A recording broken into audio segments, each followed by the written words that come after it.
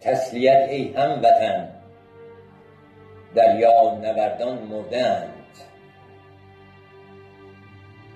بشنوید ای مرد و زن، دریا نوردان مردند. در دل تاریخ ما با لاله های آتشین، نقش بندد بر چمن، دریا نوردان مردند. از میان آب ناگه شعله ها آمد برون، گریه کن ای جان من، دریا نوردان مردند. ای اجل نان آوران خانه ها را بردی، اتفاق دل شکن، دریا نوردان مردند.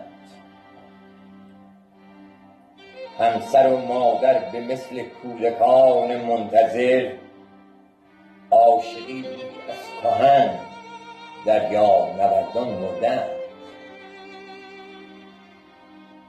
ساحل دریا میان دود گم شد ناگهان، ساحل دریا میان دود گم شد ناگهان. حسرتا 32 تن، دریا نوردان مردند. آب و آتش مظهر این زندگی بود از ازل، در دل آن بی کفن، دریا نوردان مردند. گر ز روی سوختن خاک وطن آزاد دید، بهتر از مشک ختن، دریا نوردان مردند.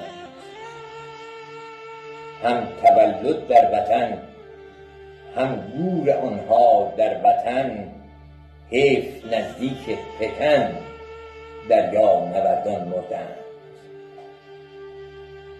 شاعران از بلبل و از غنچه ها بس گفتند، حرف ناید از دهن، دریا نوردان مردند.